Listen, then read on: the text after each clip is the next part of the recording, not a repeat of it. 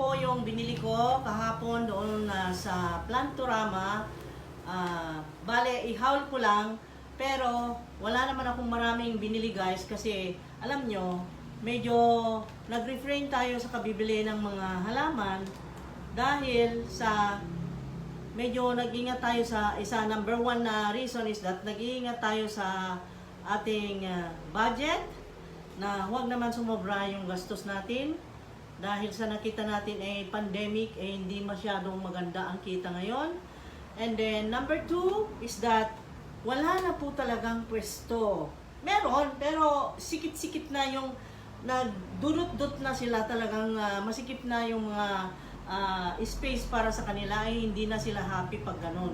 So, ngayon guys, ipapakita ko sa inyo, pero yun pag nakakita tayo ng gusto ng nating halaman hindi mapigil katulad kahapon.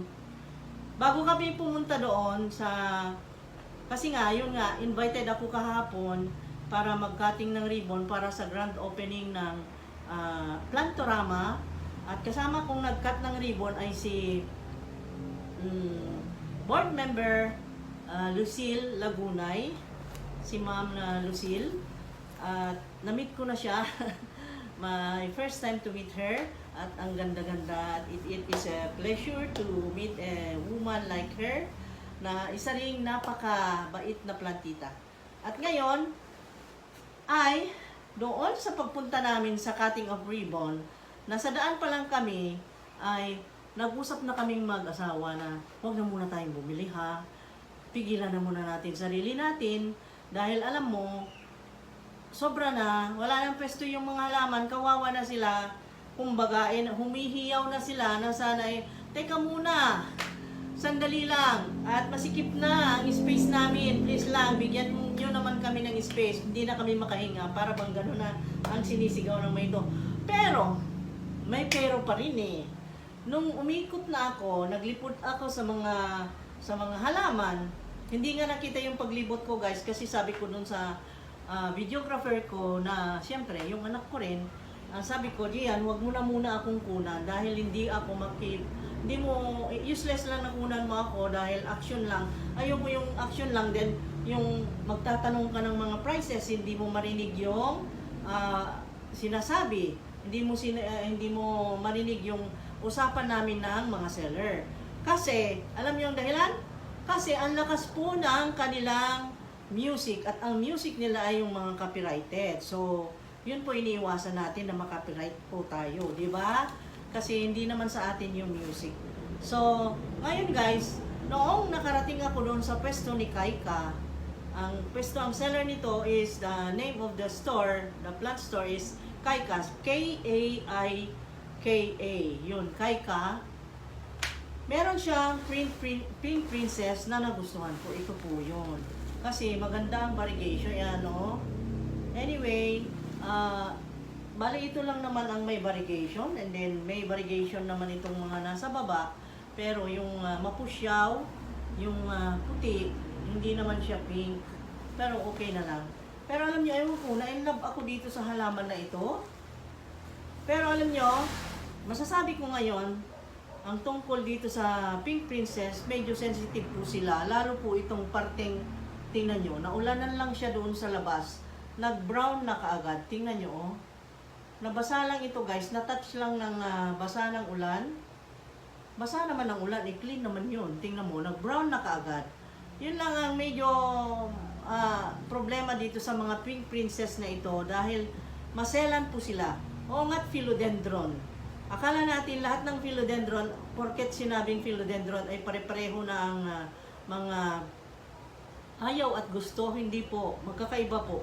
Katulad po nitong Pink Princess, napag-aralan ko ito, na medyo may pagkamaramot po ng variegation. Maramot po siya ng variegation kasi ang dami ko pong Pink Princess sa labas. Meron na siguro akong, hindi lang ako nagkakamali, 12 pots na ang naipon ko, including those giant Pink Princess na kinuha ko kasi hindi lang naman iisa po ang klase ng Pink Princess. Meron po yung napakaliit, meron yung ganito na nasa medium, and then meron pa siyang masyadong malaki. Yung mas malapad ang dahon. Na ganito rin ang shape pero mas malaki pa. Para siyang Black Majesty. Ganon ang dahon. Pero nagbabariegate siya nga ng pink. Ganon. Magkakaiba. Ang pag-aalaga ko naman dito, hindi ko na siya masyadong pinapansin ngayon guys. Basta nilagay ko lang dun sa lugar na meron siyang matamaan siya ng sunlight pero indirect, yung meron siyang screen. Tapos yung pag-water nito ay isa rin yun, napakadelikado po ito. Pagka nasobrahan mo talaga ito, ang dali pong maglantutay. Kaya maingat lang po tayo sa pag-water nito, huwag sobrahan. Yung salat-salatin kung basa pa, no need pa nabigyan, no? Ganun lang ito. Kaya, ibig sabihin, pag basa pa siya, wag at busog pa siya. Ito ay nagda-diet. Ayaw niya ng sobrang busog. Ayaw niya ng katulad kong matakaw. Hindi ito matakaw guys. Konti-konti lang ang kanyang tubig.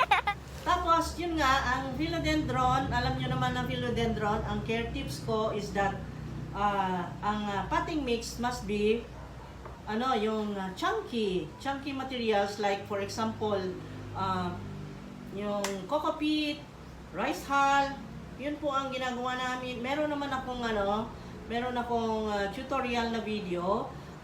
Pwede ko sigurong ilakip dito sa description box kung interested kayo kung paano ko gawin ang medium or potting mix para dito sa mga philodendron.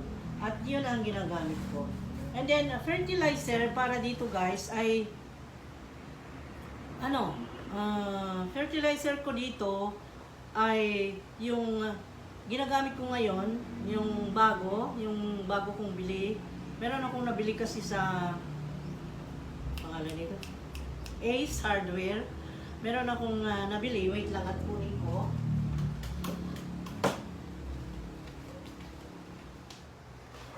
Meron po akong nabili sa Ace Hardware guys. Ito yung Siam Early Grow. Ewan ko kung makita nyo. Teka, ilapit ko ha. Ito available sa Ace Hardware dito sa amin sa Tagbilaran. Ewan ko sa inyo kung meron ito. Yan o. Nakita mo.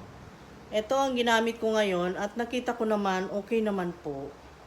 Meron kasi siyang sabi niya dito, plant growth hormones and vitamin B1+.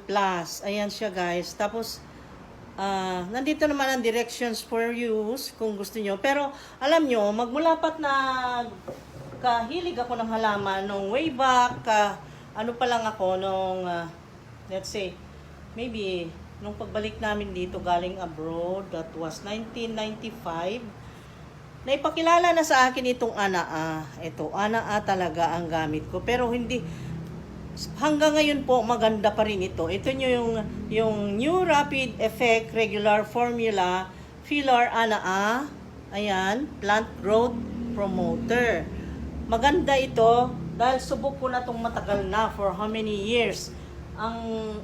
Ang mabibilhan akong, baka magtanong kayo kung saan available ito, doon sa mga nagtitinda ng mga, doon sa mga nagtitinda ng mga agri-vet, yung mga feeds, yung mga agricultural products, doon yung mabibili ito. Ayan, dito ako. Ayan, at yun nga guys, ito, ang paggamit nito, just one, itong takip niya, punuin ko lang. Siguro maybe 2 tablespoons in 4 gallons. 4 gallons of water. Matagal ko na kasing gamit ito guys. Talagang maganda.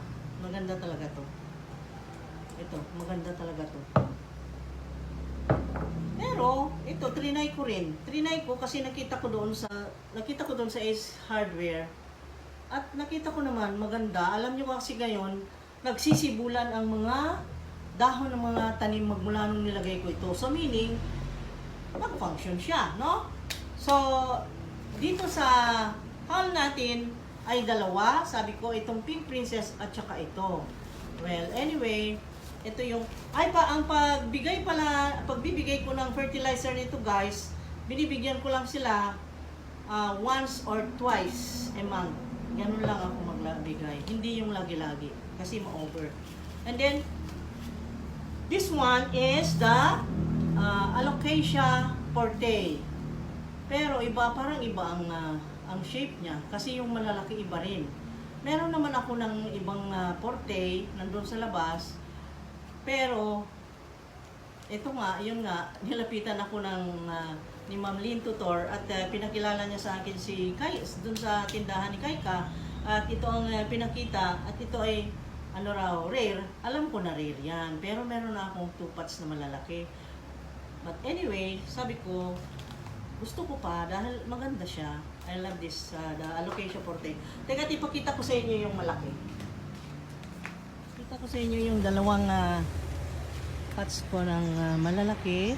Anyway, gumawa na naman akong video nito last week. Ayan, oh. Ganon siya. Meron siyang penetration na ganyan. Meron siyang ganyan, hiwa-hiwa na ganyan. Ito, malaki na rin, oh. Ayan. Ganito yan pagkalaki. Yung, pag lumaki yung forte, ay parehas nito. Ayan siya, guys. Magandang tanim ito. I love it. I love it. Ewan ko ba bakit gusto ko ito. Basta, I love plants. Ganun yun. Guys, puntahan natin yung yung mga pink princess na sinabi ko. Kasi, alam nyo, yung mga pink princess kong iba, doon sa labas, ay may problema. Ngayon naman, ito naman, ay bakit ganito? Nag-brown naman. Ayan, nag-brown siya.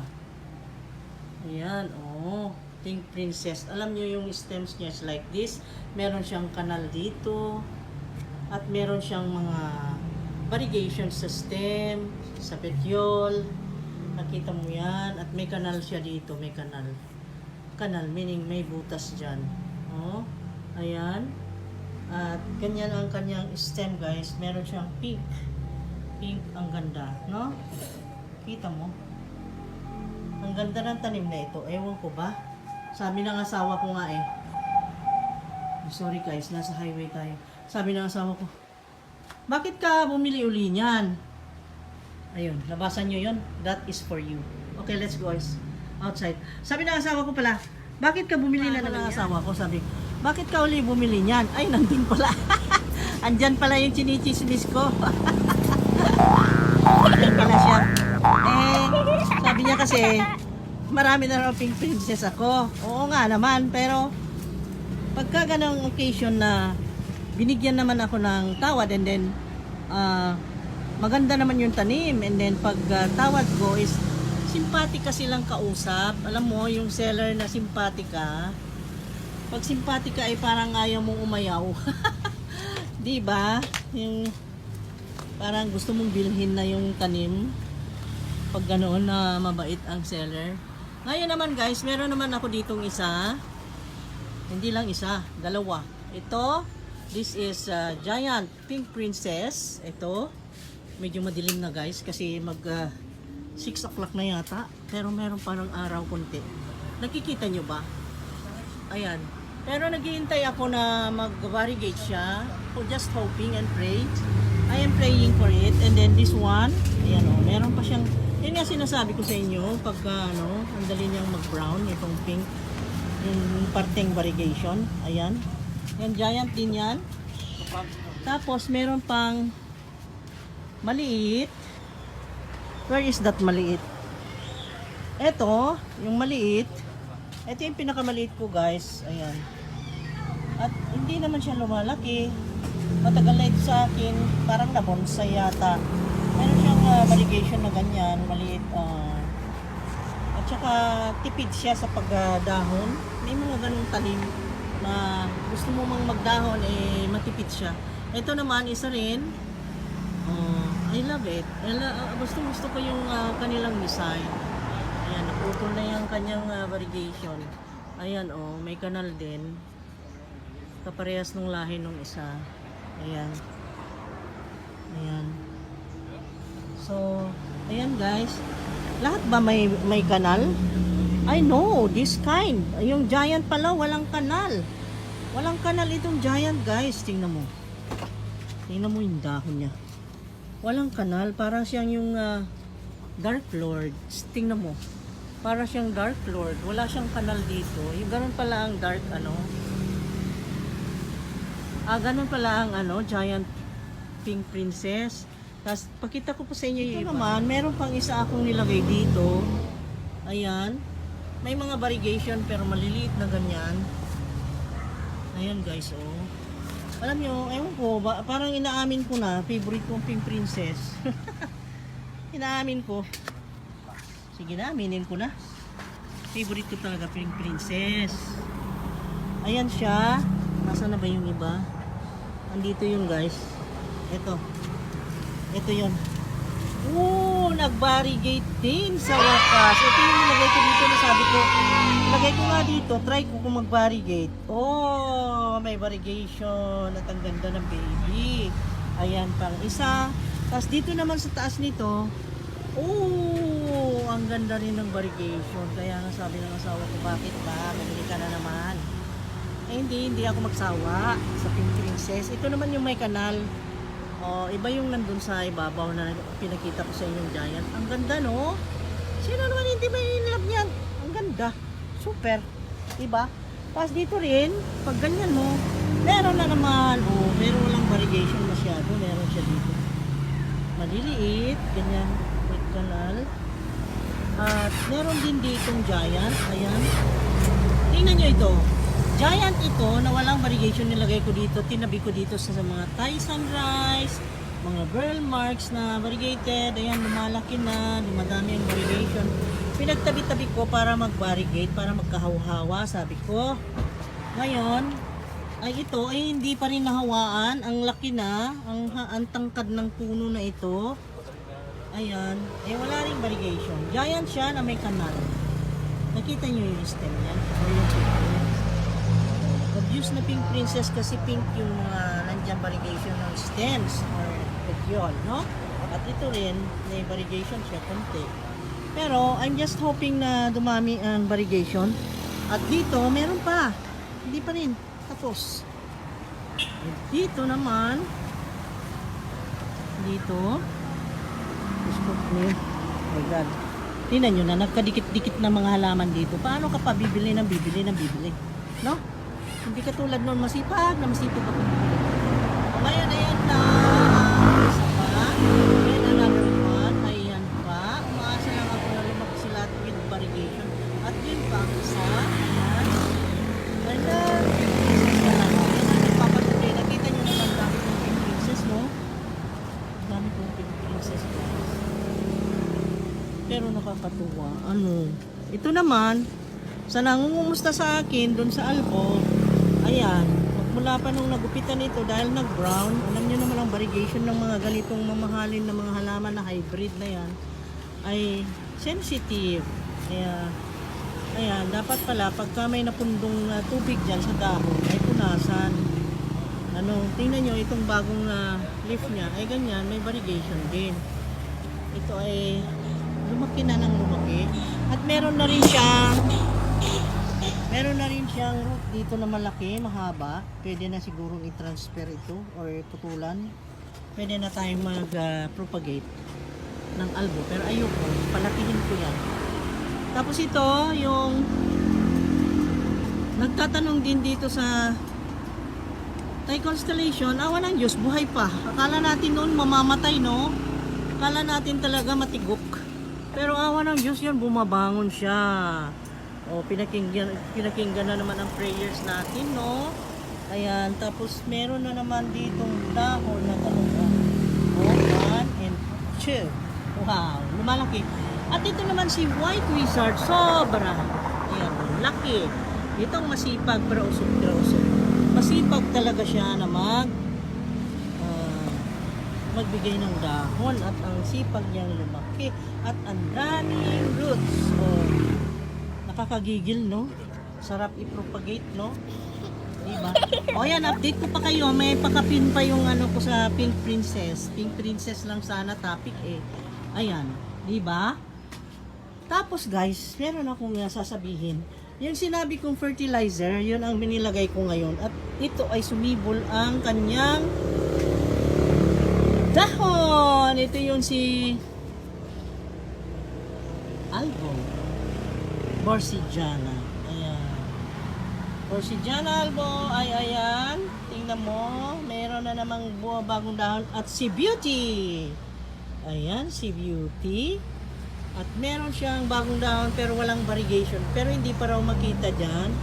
Tsaka na raw paglaki niyan, makita kung may variegation o wala. Ayan, bagong sibol. At meron na namang kanin. No? Ayan, yan ang i-update ko sa inyo ngayon. Naman ng Diyos ay nakapagpundar tayo from that moment na nag-decide akong mag-collect. Kami ng mag-asawa noong last year, 2020, July, tama ba? Yes, July 8, 2020. So, nag-isang taon ng July 8, 2021 at Diyos ko, puno na ang Petit Jungle 1 and Petit Jungle 2. Biro nyo yan, isang taon lang yun, dami na nating naipon, no? Thank you Lord God, thank you Lord God. Salamat sa pagsama rin sa amin dito sa aming mga vlogs, sa aming channel. Thank you so much guys. See you again next time. Please comment down below kung anong gusto nyo na gawin natin na mga videos. Ano ba talaga ang hilig nyo na gawin gawin sana namin para kayo ay ma-entertain. Please give me suggestion guys. And then, sana magsama-sama tayong muli. And then, pakishare nyo naman itong videos natin. Parang wala ako napapansin nag-share. Hindi ba kayo natutuwa guys na meron tayong mga videos na papanood na pang pastime, at least meron tayong mga napapanood na ganyan. Yun lang. Hindi artista. Nagiging na lang na artista guys. Okay? Anyway, thank you so much guys. See you again next time. Babush! Ang iba sabihin, a piece. Ang iba, gano'n, a piece. Ako naman, sabi ko sa mga anak ko, pag ang pangalanan, magbabay na tayo, ay sabihin natin, love, peace. Love, peace. Yun ang sa akin. Love, peace. Love, love, peace. Love, peace. Anyway guys, nagkakatuwaan lang tayo guys ha. Okay, see you. See you on the next video. See you again. See you on the next video. Bye-bye. I love you guys.